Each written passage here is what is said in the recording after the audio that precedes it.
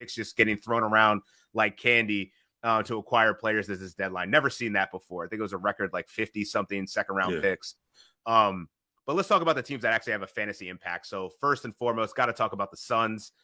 They just acquired Kevin Durant for Mikal Bridges, Cam Johnson, Jay Crowder. Jay Crowder, right. So that was just a crazy trade that I don't think anyone really was expecting right now. I think we talked about the week before. We were expecting him to get traded in the offseason. But what has that done for Josh Okogie and or potentially Terrence Ross, who's eventually going to be bought out and decide to join the Phoenix Suns? Yeah, between Okogie and Torrey Craig, that's a situation where once they get Kevin Durant back, the fifth starter is going to depend on matchups. Monty Williams said as much on Tuesday. That makes it difficult from a fantasy standpoint in terms of which one you can kind of rely on full time, because one guy, Okogie may start one game and Craig the next.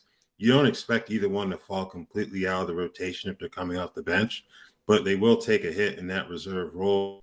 And you're largely left with a catch and shoot guy in that fifth spot. Okogie's never been a great shooter, so that's a bit concerning there, but you get the defensive stats with him. Right, and I think that's what's making his mark right now with Monty Williams. Had very good things to say about just the way that he's stepped up his ability to attack the rim and attack the point of attack for defense. So he gives you a couple of different looks, and as you said, Torrey Craig had his spot, in the starting lineup when he was subbing in for Cam Johnson, who gave them another look kind of as a stretch four, because he has ability to knock down the three-pointer. But yeah, it's going to be really interesting to see what this team looks like with Kevin Durant there. They put up a monster lines last night between Booker and Chris Paul with 19 dimes and only like what? I don't think did he have four turnovers? Ugh. Yeah. So yeah, that was a big game for him. But this Suns team, man, there's no surprise that they're the odds-on favorite in the Western Conference, just with how much talent they have. But I do have questions about how their depth is going to kind of play out here, because they don't really have too much behind those elite starters there.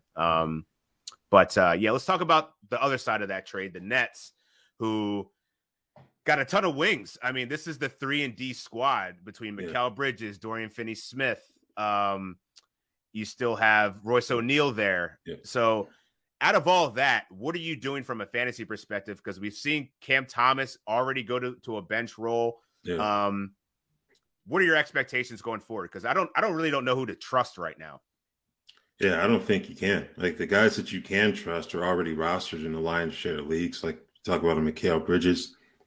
Cam Johnson and Dorian Finney-Smith started that game against the Knicks on Monday.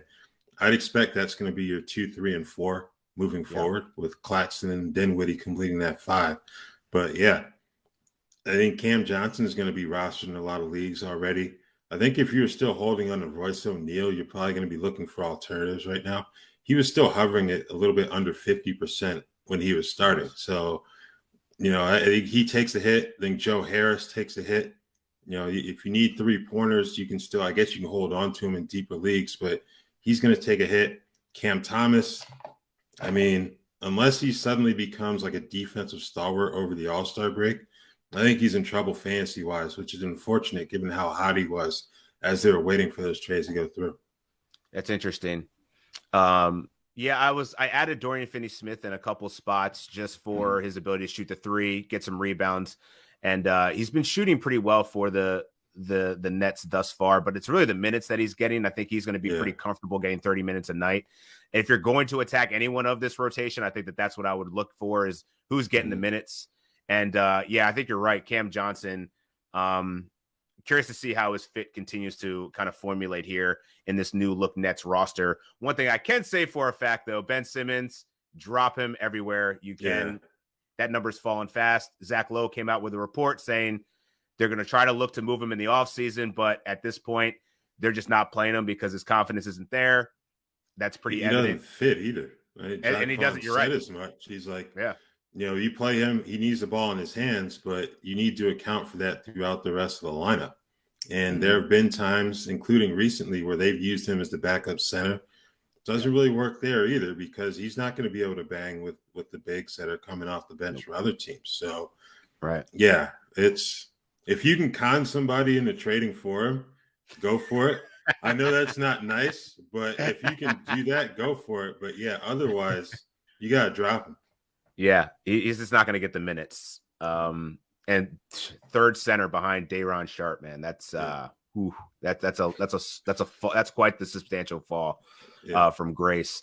Let's talk about the other great big trade that happened with the Mavs acquiring Kyrie Irving. The interesting part about this dynamic is it's not going to hurt either Luka or Kyrie. Yeah. Like, I think that they've shown that they can play together already. Kyrie just phenomenal in the fourth quarter a couple of nights ago, dropping over 20 points in that fourth quarter to bring them back, and then ultimately a loss. But I think they'll figure it out. But Josh Green has really cemented himself as a starter, and I think that there's a lot of trust there with Jason Kidd. So do you trust his rest of the season outlook? Like, do you think he can actually hang in this starting lineup and provide value for fantasy managers? I definitely do. First and foremost, who else are they going to play defensively?